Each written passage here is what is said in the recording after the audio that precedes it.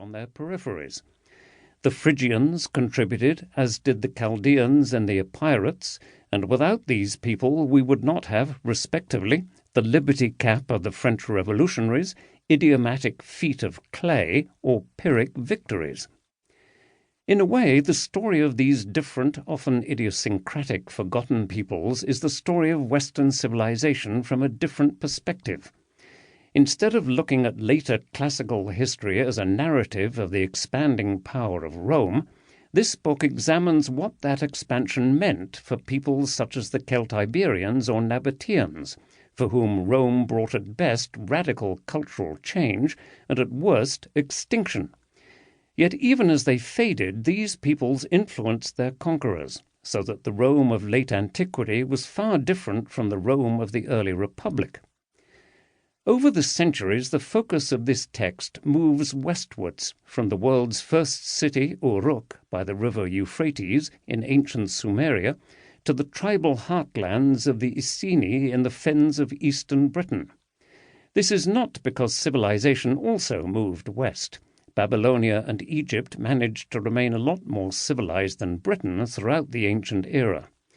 But civilization certainly expanded westwards, and a large part of our story comes from how peoples and cultures already established in the West coped with that expansion. Note: the dates given for each people are approximations which indicate the main period during which these peoples or civilizations were present on the stage of history. While in some cases any given date might be open to debate, the times or periods chosen are mostly based either on known significant events, such as decisive battles, or on the first or last mentions in ancient sources. The Oxford Classical Dictionary, edited by Simon Hornblower and Anthony Spawforth, and other Oxford resources have been used as a reference point wherever possible. Part 1. The First Civilizations. Early States in Mesopotamia and Egypt. What exactly is civilization?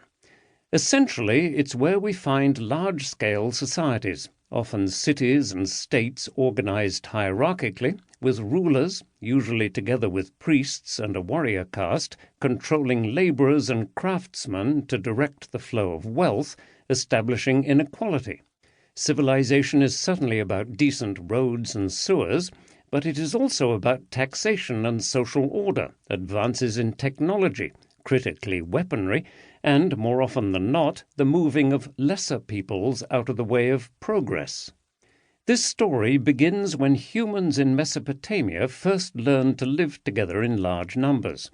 It is on the whole their ideas which spread westwards, changing and being changed by the peoples encountered along the way. Our story ends with waves of migratory peoples invading Europe from the north and east. Yet these invaders did not destroy civilization. Instead, they were absorbed into it, just as the first empire builders were absorbed into Sumeria all those thousands of years ago. When we look at the early history of Mesopotamia, in ancient Greek, literally the land between two rivers, and covering modern-day Iraq and parts of Syria and the Levant, the first impression is of confusion and chaos.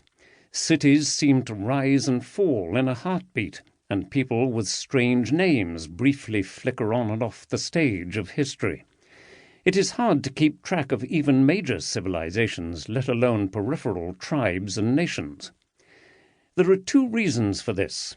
First, in these early days, Mesopotamia was a confusing place, and the lands to the north and west of it even more so. Cities were brand new, and civilization was just beginning to get to grips with urbanism. Basic principles such as administration, law codes, and record-keeping were being developed from scratch. Nor were the innovators in these early cities allowed to get on with their work without disturbance. Large settlements attracted waves of migrants, mostly from the north. Newcomers, whether arriving peacefully or as armed invaders, had to be integrated into the already complex mix of cultures existing in the region. The second reason why this period seems so chaotic is because of the telescoping perception of history. Ancient history happened long ago, and we tend